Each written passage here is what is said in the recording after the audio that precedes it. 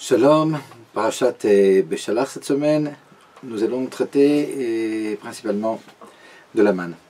Notre parasha est divisé en, on peut dire, trois parties. La première partie, on parle principalement de la traversée de la mer Rouge, avec l'histoire bien connue des Égyptiens qui sont noyés, et puis la Shira, et donc le chant qui a été chanté en louange à Dieu après cette traversée tout à fait spectaculaire.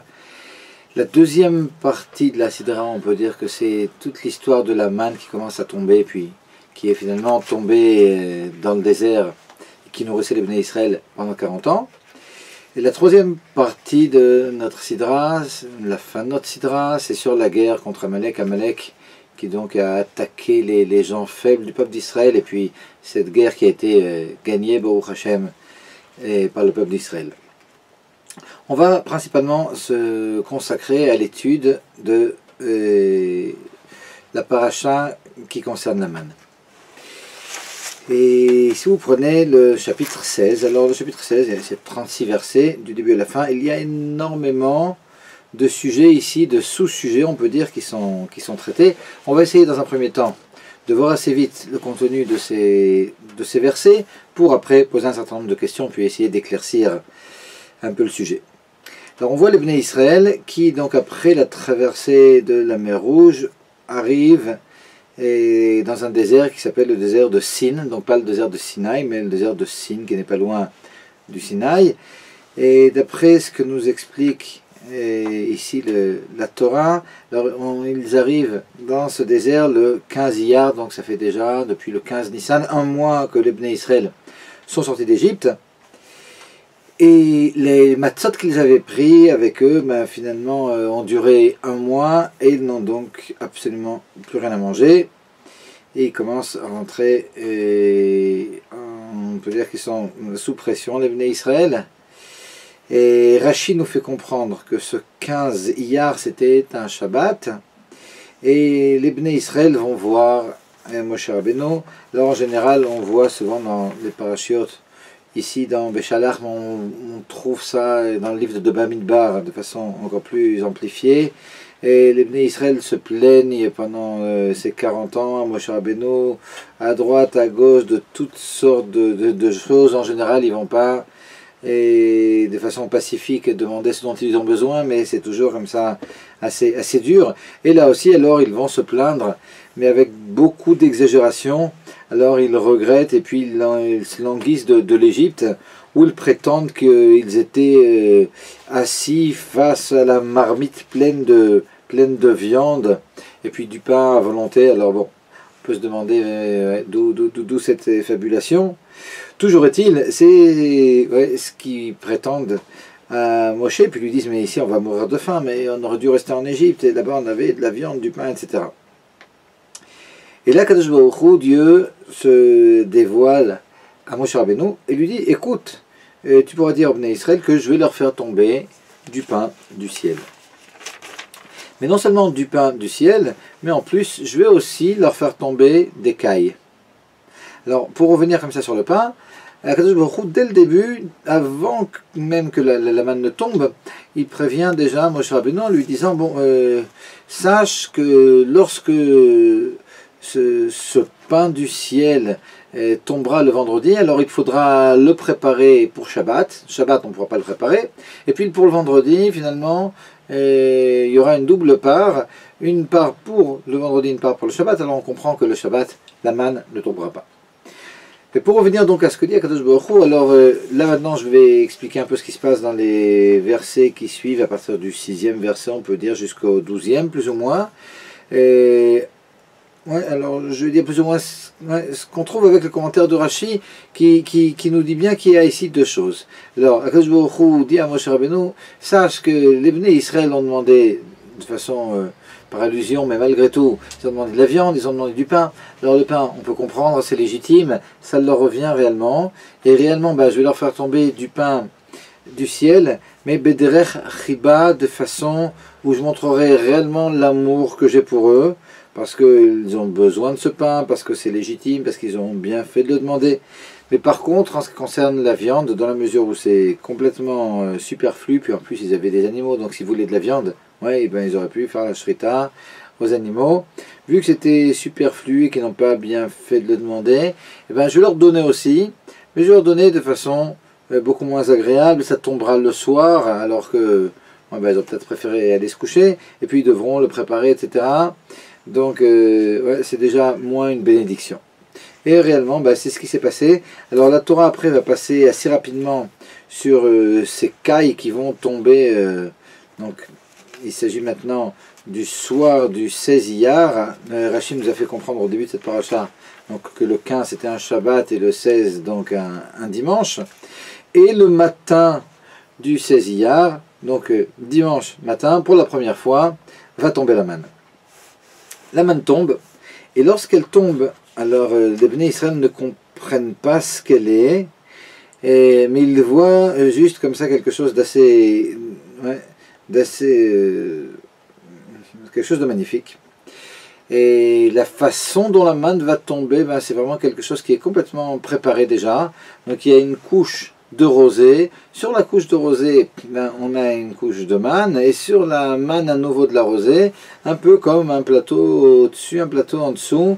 Et puis il fallait uniquement aller puis découper ce dont on avait besoin. Puis c'était, nous dit Rashi au nom de nos maîtres, comme Mounar Bekoufsa, un peu comme si on avait ces aliments qui venaient dans des boîtes. Une manna en hébreu, ça veut dire une portion. On peut dire que c'est des portions. Et c'est d'ailleurs pour ça hein, qu'ils vont l'appeler manne. Nous dit la Torah, alors les Bnei Israël ont vu ça, puis ils se sont dit l'un l'autre, manhu. Alors nous explique Rashi, man ici ça veut dire achanat mazon ou bien mazon mezuman. C'est quelque chose de prêt. C'est du prêt. C'est du prêt, c'est quelque chose qui est prêt. Kilo yadou mahu, il ne savait pas ce que c'était, puis Rachid nous explique, justement, dans la mesure où il ne savait pas ce que c'était, la seule chose qu'il voyait, c'était que c'était quelque chose qui était prêt avec un peu comme une boîte qui contenait cet aliment, mais quel était cet aliment? Alors là, impossible de le définir, là, ils ne pouvaient pas lui donner réellement de nom, et donc ils ont donné ce nom, qui est un nom comme ça, par manque de choix quelque part, les portions prêtes, on pourrait dire. Bon. Continue la Torah, puis la Torah nous dit aussi maintenant quelle est la mesure exactement que les Bnei Israël devront ramasser. Alors il s'agit de Omer, la Goulgolette. Omer nous dit la Torah à la fin de toute cette partie, c'est alors bon, je vais passer comme ça sur les détails du calcul, mais 43,2 bétim, c'est-à-dire eux, ce qui fait à peu près par personne un volume de 2,3 litres de manne. Mais ce qui est très beau, c'est que lorsqu'ils vont prendre cette manne, ben, ils ne vont pas mesurer comme ça au centimètre cube près. Et par conséquent, bon, ben, ils prennent ce qu'ils prennent, mais lorsqu'ils rentrent chez eux puis qu'ils essayent de mesurer le volume, la Torah nous dit ben, qu'ils en aient rapporté beaucoup ou peu, ben, finalement tout le monde va se trouver avec exactement ce Omer les Goulgolettes, c'est 2,3 litres par personne. Ouais, quel aura été l'effort qui aura été fourni finalement? Continue la Torah, et là hein, Moshe, au nom d'Akadosh Baruch Hu évidemment, dit au Bnei Israël, Ish al yoter mimeno ad boker. Alors et maintenant il y a quelque chose de nouveau, un nouveau commandement.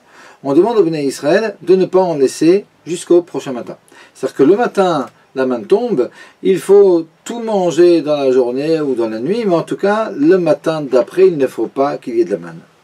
Et là, comme souvent, tout le monde n'écoute pas. Et puis, il y avait des hommes, nous dit la Torah. Alors, Rachid nous dit que c'est Datan et Aviram, les deux Rechaim que l'on retrouve dans toutes sortes de circonstances dans la Torah. Eux, ils ont décidé d'en laisser. Ouais, ils voulaient faire l'expérience. Et puis, nous dit la Torah, il y a des vers qui sont venus puis qui ont complètement gâché donc, ce qui restait. Donc on a quelque chose de nouveau ici, non seulement la manne qui tombe le matin, mais en plus elle tombe comme dans des portions bien prêtes et comme un peu dans des boîtes, et les Bnei Israël devront en ramasser, ils devront en ramasser 2,3 litres par personne, mais qu'ils en prennent beaucoup ou peu, de toute façon c'est ce qui reste, et en plus on leur demande de tout consommer dans la journée, de ne rien laisser pour le lendemain. Continue la Torah, puis la Torah nous dit Venamas. Alors c'est tôt le matin que tombait la manne et que les Bnei Israël allaient la ramasser. Et puis la Torah nous dit, il en restait encore dans les champs après que les Bnei Israël aient ramassé la manne. Et ce qui restait, lorsque le soleil était assez haut, il frappait sur la manne et puis la manne fondait. Et Rachid nous dit alors quelque chose d'extraordinaire. La manne fondait, puis elle était mangée par des daims. Et puis ces daims, finalement, ils étaient capturés par des hommes des autres peuples. Et puis lorsqu'ils mangeaient cette chair, ils sentaient le goût de la manne tout à fait extraordinaire. Et puis ils disaient, waouh, les Bnei Israël qui mangent directement la manne, quelle chance ils ont. Alors ici, c'est quelque chose comme ça d'assez fabuleux. Et on arrive au verset 22. Et ici, dans ce verset 22, on arrive au vendredi. D'ailleurs, toutes les histoires de vendredi et de Shabbat, ici, on va le voir, et c'est important dans ce cours, c'est quelque chose qui revient souvent. C'est-à-dire que dès le début, Akadosh Baruch Hu a parlé du Shabbat à Moshe Rabbeinu, en lui disant que le Shabbat, et finalement, la manne n'allait pas tomber, elle tomberait doublement le vendredi, puis il faudra aussi préparer les aliments le vendredi pour le Shabbat, on ne pourra pas cuisiner le Shabbat, donc on parle beaucoup du Shabbat, mais ici on arrive donc au vendredi. Le vendredi, lorsqu'ils ont ramassé ce qu'ils avaient l'habitude de ramasser normalement, mais lorsqu'ils sont rentrés chez eux, et puis qu'ils ont mesuré ce qu'ils avaient ramassé, ils se sont aperçus qu'il y avait une double portion. Donc le même effort que celui fourni tous les jours, mais seulement, là, ici, le résultat est double. Vayavo qu'on Nessi Aeda, Vayagedou le Moshe, puis les Nessi Aeda, les dirigeants des différentes tribus, n'ont pas compris pourquoi il y avait une double portion le vendredi. Ils sont venus voir Moshe. Comme on a dit tout à l'heure, lorsqu'Akadosh Baruch Hu avait prévenu Moshe Rabbeinu qu'il y aurait une double portion le vendredi, Moshe Rabbeinu, on n'a pas vu encore qu'il ait prévenu les Bnei Israël. Par conséquent, les Nessia Aeda ici, lorsqu'ils voient ça, ils ne comprennent pas pourquoi le vendredi matin, il y a une double portion, puis ils vont demander à Moshe Rabbeinu. C'est ce que nous explique comme ça Rachid en détail. Et là, Moshe Rabbeinu leur dit, oh oui, non, c'est normal, c'est comme ça. Et le vendredi, il y a réellement donc, cette double portion, et sachez que il faudra absolument préparer la nourriture de Shabbat avant Shabbat. Donc ce que vous voulez mettre au four, mettez au four, ce que vous voulez cuire, cuisez-le, mais en tout cas il faut le faire avant Shabbat, ce qu'Akadosh Baruch Hu déjà avait demandé à Moshe Rabbeinu précédemment. Et là, exceptionnellement, de vendredi soir à samedi matin, vous pourrez laisser, et puis il faudra laisser de la nourriture, contrairement aux autres jours où on ne pouvait pas laisser, puis si on en laissait, comme on a vu, ça pourrissait. Et bien ici, est-ce qu'il restera, vous le laisserez pour le matin. Et réellement, les Bnei Israël ont écouté Moshe Rabbeinu, évidemment, puis ils ont laissé donc de la manne du vendredi soir au samedi matin, et le samedi matin, ça n'avait pas pourri comme ça aurait pourri les autres jours, comme on l'a vu avec Datan et Aviram, donc encore quelque chose d'extraordinaire. Et Moshe Rabbeinu leur dit, sachez, et on est maintenant le samedi matin, alors bon, ils ont eu une double portion vendredi matin, mais ils ne savaient pas nécessairement que samedi matin ça n'allait pas tomber, mais en tout cas là maintenant ça leur est dit de façon claire. Alors aujourd'hui, ce que vous avez ramassé hier, dit Moshe Rabbeinu, il faut que vous le mangiez, c'est Shabbat. Aujourd'hui, sachez que vous n'en trouverez pas dans les champs. Et puis on voit tout d'un coup que deux personnes, ou des personnes, pas nécessairement deux, mais des personnes, alors certains commentaires pensent que c'est réellement deux, c'est Datan et Aviram, d'autres pensent que c'est des gens qui n'avaient pas une grande émouna en Moshe Rabbeinu, mais ils sont quand même sortis dans les champs pour voir si réellement il n'y aurait pas de manne, et puis ils se sont dit qu'ils en trouveraient peut-être, et puis et ils n'en ont pas trouvé, et Akadosh Baruch Hu ici s'est mis en colère, que ces Juifs soient sortis, et c'est là que Moshe Rabbeinu maintenant va prononcer un nouveau commandement. Alors par rapport au Shabbat, la seule chose que Moshe Rabbeinu avait demandé, c'était de ne pas cuisiner cette manne de Shabbat. Moshe Rabbeinu leur avait dit, donc on a vu juste avant, au verset 23, ce que vous voulez faire au four, faites-le au four, mais ça le vendredi, ce que vous voulez cuire, cuisez-le le vendredi, mais en tout cas il n'aura pas dit plus, et maintenant alors il y a quelque chose de nouveau, après que ces mécréants soient sortis pour voir si réellement il y avait de la manne ou il n'y en avait pas. Akadosh Baruch Hu maintenant dit à Moshe Rabbeinu de bien expliquer au Bnei Israël que l'on ne peut pas sortir pour ramasser quoi que ce soit le Shabbat, donc quelque chose de nouveau que l'on apprend maintenant, mais l'interdiction de porter le Shabbat. Et à la fin de toute l'histoire, il y a 3 points qui sont rapportés ici. Va'ekru vet Israël et shemo man, vehu kezra gad lavan, ותעמו כתפי בדבש, ואומר משה זה הדבר אשר ציווה השם ולא אומר ממנו למשמרת לדורותיכם. Alors j'explique. Ici il y a 3 choses qui sont dites. Alors la première chose c'est que les Bnei Israël ont appelé cette chose-là la manne. Et là on se pose la question, mais on n'avait pas besoin d'attendre jusqu'à la fin. Et ça a déjà été dit. Lorsque la manne est tombée tout au début, ils ne comprenaient pas ce que c'était, puis la seule chose qu'ils ont trouvé à dire c'est « Ah, manne, c'est quelque chose de mouchan, c'est quelque chose de prêt, c'est du tout prêt, c'est des plats prêts à emporter. » Et là maintenant, quand à la fin de toute cette histoire, à nouveau on dit de façon officielle, les Bnei Israël ont appelé cet aliment la manne, il faudrait comprendre pourquoi ça arrive maintenant, alors que c'est comme ça depuis le début, oui, ça a déjà été dit. La deuxième chose, c'est, on est en train maintenant, à la fin de la paracha, de décrire la manne. Vehu kezera gad lavan, cette manne, elle est comme des graines de coriandre. Et puis on parle aussi de son goût, mais a priori, comment elle est, son aspect comme des graines de coriandre, c'est quelque chose qui aurait dû être dit au début. La première fois qu'elle tombait, il y avait quelque chose de nouveau, puis la Torah aurait peut-être dû décrire ce qui est en train de tomber. Et puis là maintenant, c'est uniquement à la fin de la paracha, on se rappelle l'aspect, alors ça a l'air d'être des graines. Alors il faudrait comprendre pourquoi c'est à la fin de la paracha. Et une troisième chose aussi qu'il faut comprendre, c'est que Moshe Rabbeinu demande que l'on prenne de cette manne et qu'on la mette de côté, les mishmeret, les dorotechem, en souvenir, en garde, pour les générations futures.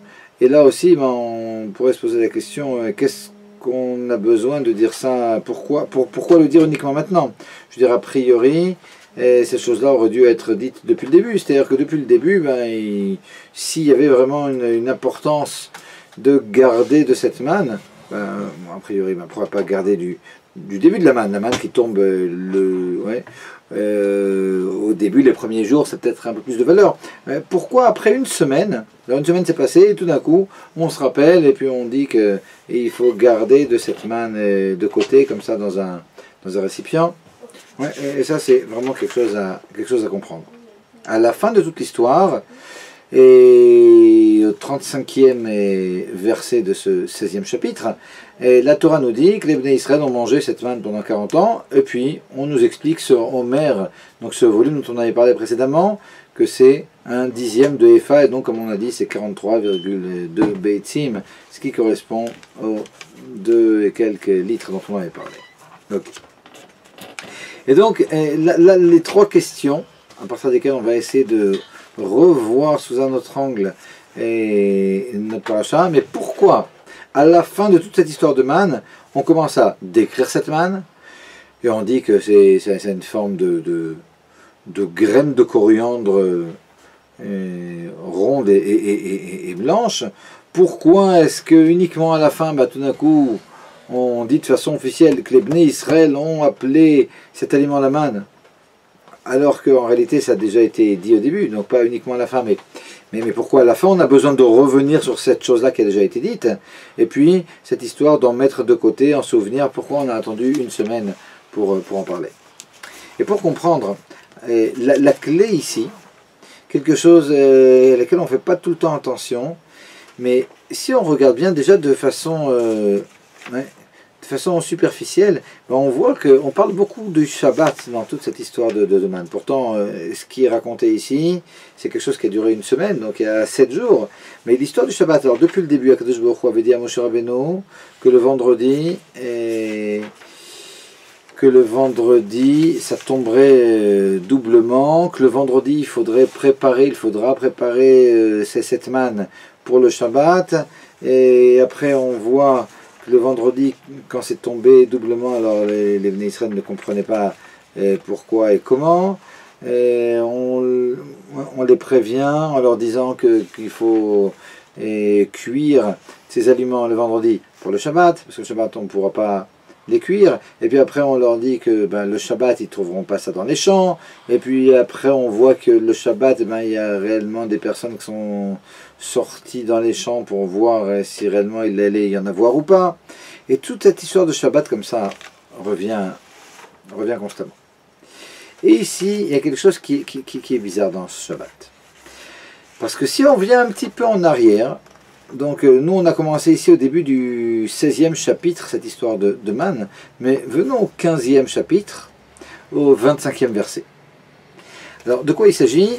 On parle des Bnei Israël qui ont déjà traversé la mer Rouge, mais qui ne sont pas encore arrivés au désert de Sin, où ils vont commencer à recevoir la manne, mais ils ont marché 3 jours après avoir traversé la mer, et puis nous dit la Torah, ils ont marché 3 jours et puis ils sont assoiffés, ça fait déjà 3 jours qu'ils ne trouvent pas d'eau.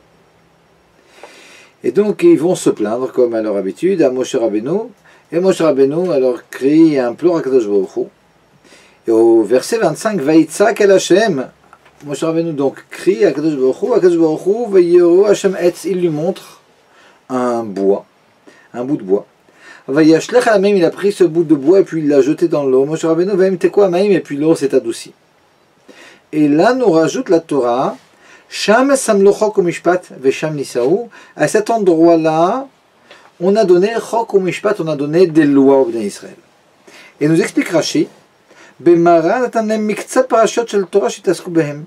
À Mara, leur ont été donnés un certain nombre de passages de la Torah pour qu'ils s'occupent. Alors on comprend que les Bnei Israël n'arrêtent pas de se plaindre, alors c'est peut-être bien de les occuper avec l'étude. Et de quel passage de la Torah il s'agit? Qu'est-ce qu'on leur a donné ici à Mara? Alors nous dit Rashi, Shabbat ou Faraduma Vedinin. Donc finalement, les lois de Shabbat, les lois de la vache rousse, et puis les lois sociales, ce sont les lois qui leur ont été données. Et là on ne comprend pas. Parce que si le Shabbat leur a déjà été donné alors qu'ils étaient à Mara, alors pourquoi l'étonnement ici des Rachel Nessim? Pourquoi des Nessim, des Rachel Ashvatim? Pourquoi l'étonnement des personnes importantes, des dirigeants des tribus, lorsque le vendredi la manne est tombée doublement? Alors c'est vrai que Moshe Rabbeinu lui savait que ça allait tomber doublement, que Zvorou lui avait dit, puis il ne l'avait pas répété.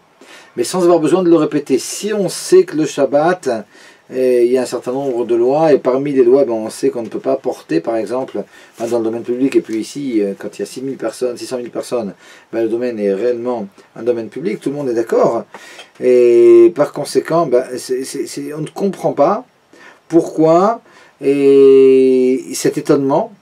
Vayagdu le Moshe au point où ils sont allés voir Moshe Rabbeinu lorsque le vendredi matin la manne est tombée double, et ils lui disent, d'après Rashi, Ma'yom Yomem, qu'est-ce qui se passe aujourd'hui? Qu'est-ce qu'il y a de spécial aujourd'hui? Pourquoi est-ce qu'aujourd'hui la manne est tombée doublement? À tel point que Rashi nous dit, on apprend de là que Moshe Rabbeinu ne leur avait pas encore transmis qu'Akadosh Baruch Hu lui avait dit que le vendredi ça tomberait doublement pour le vendredi, pour le Shabbat. Mais a priori, puisqu'ils ont reçu déjà les lois de Shabbat, alors on ne comprend pas cet étonnement.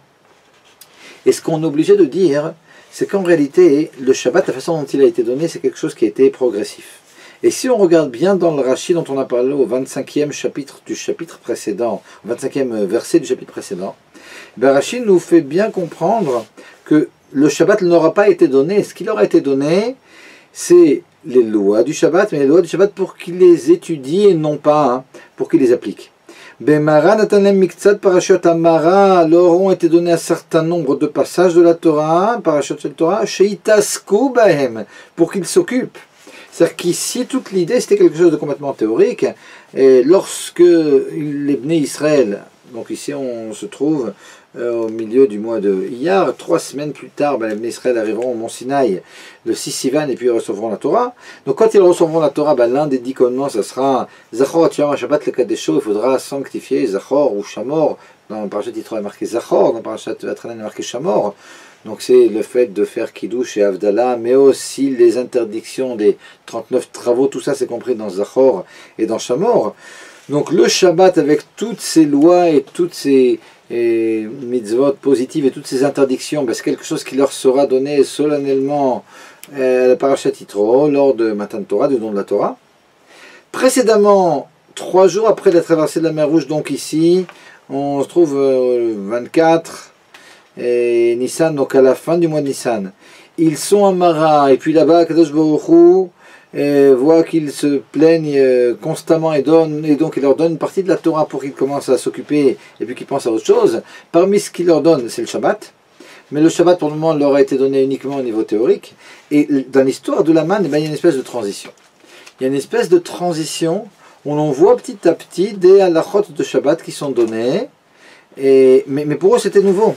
L'étonnement ici provient du fait que, bon, d'accord, il y avait certaines lois, mais ces lois, on ne leur a pas demandé de les appliquer, donc ils n'ont même pas fait le rapport entre les lois de Shabbat qu'ils avaient reçues théoriquement à Mara et le fait que le vendredi soit tombé double. Et c'est à tel point vrai que les Bnei Israël, d'après le Pshat en tout cas, n'avaient pas besoin encore, jusqu'à Matan Torah, de respecter le Shabbat, que lorsque les personnes sont sorties, alors que Moshe Rabbeinu avait dit que le Shabbat, il ne tomberait pas de manne, et puis des personnes sont sorties, et Akadosh Baruch Hu s'est mis en colère. Si on regarde bien dans les mots et entre les lignes, Akadosh Baruch Hu ne se met pas en colère d'une transgression de Shabbat. Parce que quand ils sont sortis pour ramasser la manne, évidemment ils sont sortis avec des ustensiles pour pouvoir y mettre la manne. Donc ils ont porté le Shabbat, et c'est quelque chose qui était interdit. Ouais. Mais cette chose, elle a été interdite uniquement après. C'est uniquement après qu'ils soient sortis qu'Akadosh Baruch Hu se soit mis en colère, qu'Akadosh Baruch Hu dit à Moshe Rabbeinu de bien prévenir les Bnei Israël que le Shabbat, chez vous, Ishtartav al Yetzish Mimkomo Beyom HaShvi'i, que chacun reste où il est, qu'il ne sorte pas. L'un des commentaires sur cette obligation de rester chez soi, de ne pas sortir, c'est ne pas sortir ici pour finalement en portant quoi que ce soit. On ne peut pas porter dans le domaine public le Shabbat, comme on le sait, mais cette chose-là est donnée uniquement après que les personnes soient sorties, qu'Akadosh Baruch Hu se soit mis en colère. Donc sur quoi Akadosh Baruch Hu s'est mis en colère? Mais il s'est mis en colère sur le manque de Emunah, nous disent sur le manque de foi qu'ils avaient en Moshe Rabbeinu. Pas pour avoir porté quoi que ce soit, parce que ce n'est pas encore interdit. Et ce manque de foi, dans la mesure où Moshe Rabbeinu leur a bien dit, le Shabbat il n'y en aura pas, donc pourquoi vous sortez pour voir s'il y en a ou s'il n'y en a pas? Je lui ai dit pourquoi me mettre à l'épreuve. Et si on vous a dit qu'il n'y aura pas de manne de Shabbat, il n'y a pas de manne de Shabbat, il n'y a pas besoin d'aller chercher s'il y en a ou s'il n'y en a pas. Et donc ici, finalement, on voit que petit à petit, on a des lois de Shabbat qui arrivent, mais ce qui est important ici, c'est peut-être le point important dans les rapports entre la manne et le Shabbat que l'on peut découvrir ici dans cette paracha, c'est que si l'on prend donc ce premier point avec ce début de Shabbat, qui est à Mara, où ils reçoivent des lois, mais des lois qui ne sont pas encore appliquées, uniquement à étudier. On a le deuxième point qui est dans Parashat Yitro, la paracha que l'on lit une semaine donc après la paracha de Béchalach, les 10 commandements, et puis là-bas on reçoit le Shabbat, et puis il faut absolument l'appliquer évidemment, puis quiconque transgresserait le Shabbat, il serait passible de mort, etc. Donc quelque chose qui est vraiment applicable maintenant. Lorsque l'on arrive à la manne, finalement, la manne ici, elle est mêlée au Shabbat, mais le Shabbat n'est pas celui qui entraîne des restrictions par rapport à la manne. C'est la manne ici, comme on va le voir, qui entraîne l'obligation de parler de Shabbat. C'est-à-dire que ce n'est pas le Shabbat qui entraîne des lois quant à la manne, mais la manne qui va ici exiger que l'on commence à parler du Shabbat. Et pourquoi? Parce qu'en réalité, on va voir, et puis c'est déjà comme ça entre les lignes, et puis c'est déjà dit dans Rashi, mais il y a 2 aspects dans Shabbat qui sont exactement les 2 aspects de la manne. Parce que Shabbat, de quoi il s'agit? Quels sont les 2 aspects de Shabbat? Alors Shabbat, c'est Oneg, Vekarata la Shabbat, Oneg, Shabbat c'est un délice. Et la deuxième chose, c'est que le Shabbat, c'est un jour où l'on chôme, c'est un jour où l'on ne travaille pas. Et ces 2 aspects de délice et de manque de travail, le Shabbat, ce sont exactement les 2 aspects que l'on retrouve dans la manne.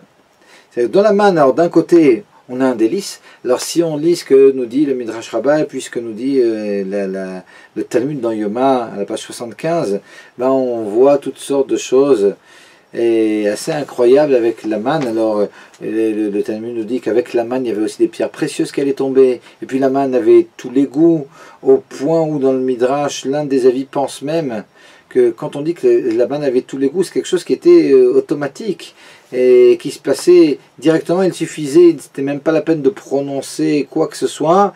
Lorsque la personne mangeait de la manne et puis pensait à un certain aliment, eh ben, le goût qu'ils allaient ressentir, c'était le goût auquel ils avaient pensé. Ils pensaient à du chocolat, un goût de chocolat. Ils pensaient à du schnitzel, un goût de schnitzel, etc. Donc ici, on comprend que la manne, il y a quelque chose de tout à fait une grande plénitude. Alors non seulement cette manne, ben, c'est quelque chose qui était déjà prêt, comme on a dit, des portions déjà prêtes qui tombaient avec une espèce de boîte comme ça, quelque chose au-dessus, quelque chose en dessous. Mais en plus, il y a quelque chose de nouveau encore, ben, c'est tous ces goûts finalement que pouvait avoir la manne, qu'avait la manne. Et puis ça, ils ne le savaient pas la première fois que la manne est tombée, mais là maintenant, ben, après une semaine, ils ont eu le temps de s'en apercevoir. Et lorsque les Bnei Israël, à la fin de notre paracha, nous dit la Torah, Ve'kreu et Israël et Shemo man, les Bnei Israël vont appeler cet aliment la manne, ben, ça n'a absolument rien à voir avec le nom man qu'ils avaient donné au début. Parce que le nom man qu'ils avaient donné au début, alors nous dit Rashi, ils l'ont appelé man, quelque chose qui est donc prêt, par manque de choix, parce qu'ils ne savaient pas ce que c'était, et donc ils n'avaient pas d'autres mots à lui donner. Donc c'est l'aliment prêt. Mais lorsqu'à la fin de toute cette paracha, ben, ils vont parler de manne à nouveau, ben c'est quelque chose qui est beaucoup plus près même que ce qu'ils avaient imaginé. Parce qu'ils avaient imaginé que c'était prêt, ok, ben c'était comme dans des boîtes, mais de quoi il s'agissait, ça ils n'en savaient rien. Et puis maintenant, alors ils se sont aperçus que c'était non seulement prêt dans des boîtes, mais en plus c'était quelque chose qui était prêt même au niveau de la consommation. Il suffisait de penser finalement au goût que ça allait avoir. Alors c'est vrai qu'il y avait une petite préparation, le mettre au four ou le faire cuire, mais après ça, ben, il suffisait de penser à un goût, puis ce goût on l'avait, et plus que ça, et c'est ce qui est important ici dans notre développement, c'est que lorsque le Shabbat est passé, eh ben, là il s'est avéré que la manne était encore plus prête même que ce qu'il pensait. C'est-à-dire que le summum, dans la mesure où la manne, comme nous a dit Rashi tout au début, et lorsqu'il y a eu l'histoire avec l'écaille, avec la manne, et où Akadosh Baruch Hu a bien différencié les deux. La caille, non, ça, ils n'auraient pas dû le demander, ils n'avaient pas besoin de viande, donc on va leur donner ça le soir, alors qu'ils sont fatigués, etc. Mais la manne qu'ils ont bien fait de demander, ben, ça, on leur donnera le matin, tôt, et puis ils ont toute la journée pour le préparer, donc quelque chose qui montre l'amour d'Akadosh Baruch Hu.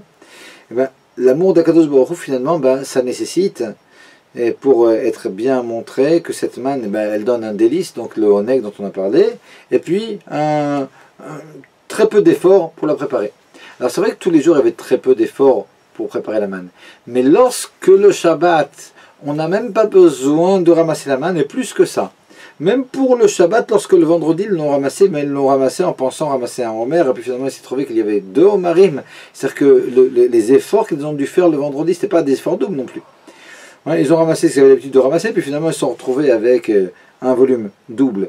Et donc ici, après cette histoire de Shabbat, on comprend que la manne c'est quelque chose qui est un délice. Alors le délice, ils ont eu une semaine pour le voir, mais plus que délice, quelque chose qui est déjà complètement prêt, et c'est pour ça qu'Akadosh Baruch Hu a donné le Shabbat. Dans la mesure où Akadosh Baruch Hu voulait, par le biais de la manne, montrer à quel point il aimait les Bnei Israël, ben, il fallait absolument que cette idée de Shabbat, qui aussi était quelque chose qui montre l'amour d'Hachem, cette idée de Shabbat qui est quelque chose qui donne un délice, ce Shabbat qui est un moment où on ne fait pas de travaux, où les choses sont déjà prêtes, Akadosh Baruch Hu finalement travaille pour nous.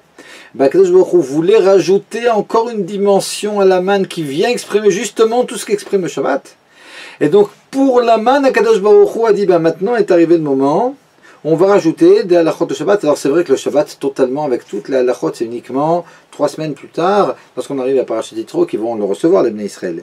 Mais ici, pour arriver à cette plénitude d'un aliment qui donne la preuve de l'amour d'Akadosh Baruch Hu, un aliment dans lequel on retrouve un délice incroyable, et puis une préparation déjà, déjà faite, et bien, il fallait rajouter le Shabbat pour montrer à quel point cette chose était vraie.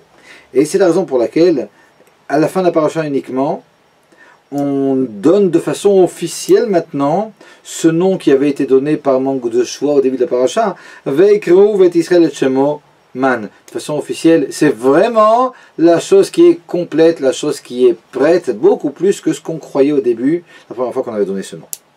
Pourquoi maintenant aussi cette description, Veukezera Gadlavan, est un peu comme des graines de coriandre blanches. Alors le blanc, c'est aussi quelque chose qui est au-dessus de toutes les limites. Dans la lumière blanche, il y a toutes les radiations du domaine visible, depuis le rouge jusqu'au violet. Donc entre l'infrarouge et l'ultraviolet, on a toutes ces radiations. Le blanc, c'est quelque chose donc qui est au-dessus des limites, au-dessus des couleurs, donc qui montre quelque chose de très haut.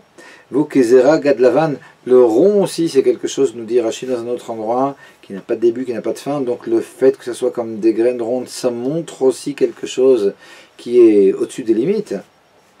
Et lorsque Akadosh Baruch Hu, à la fin de la paracha, va demander que soit mis cette manne dans un récipient, les mishmeret les dorotechem, alors qu'il soit mis de côté, et pour bien montrer aux Bnei Israël de toutes les générations le nes qu'il y avait eu, le miracle qu'il y avait eu avec la manne, et bien là aussi c'est quelque chose qui avait besoin d'être dit après le Shabbat. On s'était posé la question, pourquoi est-ce que ces trois choses-là sont dites après le Shabbat? Alors la description de quelque chose qui est comme le Shabbat, au-dessus des limites, quelque chose qui est blanc, quelque chose qui est rond, le Shabbat aussi est au-dessus des limites, et alors on peut comprendre que ça soit dit après le Shabbat. Et ce nom qui a été donné, on a déjà compris que cette plénitude du délice et de la préparation, c'est réellement le Shabbat qu'on le ressent. Mais on s'était posé une troisième question, pourquoi est-ce qu'uniquement à la fin de la paracha on va nous rappeler, on va nous demander de prendre cette manne et puis de la mettre de côté? Et là, lorsque l'on lit Rashi, on va comprendre aussi le rapport qu'il y a entre le Shabbat qui vient de passer avant que cet ordre ait été donné, et puis la manne. Nous dit Rashi la chose suivante. Qu'est-ce que c'est les Mishmeret et Dorotechem? Alors, précisément, c'est quelque chose qui a un rapport avec une anecdote qui va se passer des centaines d'années après, presque 1000 ans après, au temps du prophète Jérémiyahu. Et nous dit la Torah, alors c'est basé sur un verset des prophéties de Jérémiyahu, du deuxième chapitre de Jérémie, au verset 31. Et puis là-bas, on voit Jérémiyahu qui va réprimander les Bnei Israël, qui dénigrait complètement l'étude de la Torah et qui ne pensait que travailler. Alors c'est très bien de travailler, mais là-bas c'était travailler et encore travailler jour et nuit pour amasser de plus en plus d'argent, et puis évidemment ça au détriment de l'étude de la Torah. Et leur dit Jérémiyahu, alors Jérémiyahu va les réprimander, mais quand il les réprimande, alors avant de leur donner comme ça des paroles de morale, il leur dit regardez la parole divine. Alors on pourrait se poser la question, comment ça, regarder la parole divine? Écoutez la parole divine. Et nos sages comprennent ici qu'il leur a montré quelque chose. Alors qu'est-ce qu'il leur a montré? Alors nos sages nous disent quelque chose qui est rapporté ici dans Rashi, mais il leur a montré justement cette Tsenet Aman, il leur a montré cet ustensile qui, depuis l'époque de Moshe Rabbeinu, depuis l'époque du Midbar, depuis l'époque du désert, et contenait cette manne qui était tombée miraculeusement. Il leur dit, Jérémiyahu, la main Tamoskim Torah, pourquoi est-ce que vous n'étudiez pas la Torah? Alors il répondait, quoi, on va laisser de côté notre travail et on va étudier la Torah, mais comment est-ce que l'on va gagner notre vie alors? Nous dit Rashi, Jérémiyahu, alors a sorti à ce moment-là cette Tzinzenet Aman, cet ustensile, et donc c'est ce qui est allusionné, on a dit dans le deuxième chapitre de Jérémiyahu, dans le verset 31, lorsqu'il leur dit regardez la parole divine, et il leur dit Jérémiyahu, c'est comme ça, vous voyez, que les Bnei Israël dans le désert avaient leur parnassa. Et c'est bien travaillé, Mais ouais, il faut aussi laisser la place à Kadosh Baruch Hu. Et en réalité, ben, si tu te reposes sur Kadosh Baruch Hu, tu auras moins besoin de faire d'efforts, tu n'as pas besoin de travailler jour et nuit et jour. Mais ça, c'est d'autant plus vrai que cette manne ici a été mise dans cette Tzintzénet après le Shabbat. Parce que c'est cette idée de quelque chose de miraculeux qui vient d'Akadosh Baruch Hu pour la Parnassa et qui ne demande en réalité pas d'effort. Encore une fois, il faut tout relativiser. Ouais. Et Jérémie est en train de parler avec des personnes qui ne faisaient que travailler, mais travailler au point où c'était au détriment de la foi en Akadosh Baruch Hu, puis au détriment de l'étude de la Torah. Donc ici, il essaye de remettre les pendules à l'heure. Évidemment, il ne s'agit pas de critiquer le travail, au contraire. Le travail, c'est quelque chose qui est très positif. Mais ici, il leur dit, Jérémiaou, ben regardez dans le désert, ben, il y avait cette manne qui tombait de façon miraculeuse. Et a fortiori, quand on parle du Shabbat, où la manne ne tombait même pas, où on n'avait même pas besoin d'aller la chercher, où elle avait déjà été ramassée le vendredi, et même le vendredi, elle n'avait demandé aucun effort, dans la mesure où le vendredi, ben, ce qu'on ramassait, c'était uniquement les efforts de la portion du vendredi, puis celle de Shabbat, elle venait de toute façon automatiquement, sans qu'on ait fait plus d'efforts pour la ramasser. Donc finalement, ce que leur dit Jérémiaou, c'est qu'en réalité, ce qui donne la parnassa, c'est la bracha d'Akadosh Baruch Hu, et il n'y a pas besoin d'en faire toujours tenter plus. Donc si on résume, et ce qu'on comprend ici à la fin de cette paracha, c'est que le Shabbat et la manne sont deux choses qui sont complètement liées, que la bracha du Shabbat, c'est la bracha que l'on retrouve dans la manne. Ça nous concerne aussi parce que, alors c'est vrai qu'aujourd'hui on n'a pas la manne, mais malgré tout, et Birkat Hashem ita Ashir, et même dans notre parnassa de tous les jours, en réalité, ben cette parnassa, et elle a déjà été fixée entre Rosh Hashanah et Yom Kippourim. Et puis comme nous dit le livre Yom Yom, et avec tous les efforts que l'on pourra rajouter, il ne sera pas possible de gagner un centime de plus que ce qui a été décrété entre Rosh Hashanah et Yom Kippour. Par conséquent, alors bon, on est obligé malgré tout de faire des efforts parce qu'Akadosh Baruch Hu veut que Akadosh Baruch Hu veut nous donner de la bracha, de la bénédiction dans nos actes. Alors c'est important d'être sur terre, de sanctifier le monde ici-bas. Donc on nous demande d'être aussi dans la matière. Mais malgré tout, cette chose-là, c'est quelque chose qui a des limites aussi, et on doit le faire. On doit faire cette ishtadlut, ces efforts dans la parnassa uniquement parce qu'on nous a demandé de les faire, mais pas réellement parce que ces efforts, ce sont ceux qui amènent la bracha. Le Tzemar Tzedek dans son livre Derech Mitzvotecha, il explique la chose suivante. Il explique de la même façon que on ne peut pas sortir sans avoir un manteau et sans avoir un habit. Et puis, sans cet habit, on ne peut pas avancer. Ouais, personne ne pourrait sortir nu. À côté de ça, et si l'habit est trop long, on ne pourra pas avancer non plus. Si l'habit est trop long, on patauge, ouais, on marche finalement sur notre habit et puis on risque de tomber.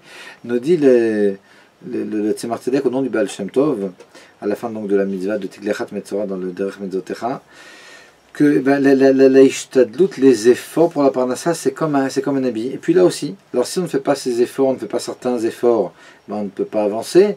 Mais si ces efforts finalement sont trop grands, c'est au détriment de la Emouna en Kadosh Baruch Hu. On rentre finalement dans un jeu dans lequel on montre que on ne fait pas ça parce qu'Akadosh Baruch Hu nous a demandé de faire ces efforts, et en comprenant qu'en réalité c'est la bracha d'Akadosh Baruch Hu qui nous donne la parnassa, mais on le fait parce que réellement on pense que ces efforts sont ceux qui vont nous donner Khalila la bracha, et donc on est complètement à côté. Bezrat Hashem, que l'on ait le srout de recevoir la bracha et tous. Et puis la bracha principale qui est la bracha de la Géoula Amitit Vashlema Aïdé Mashiach Titkeno très rapidement.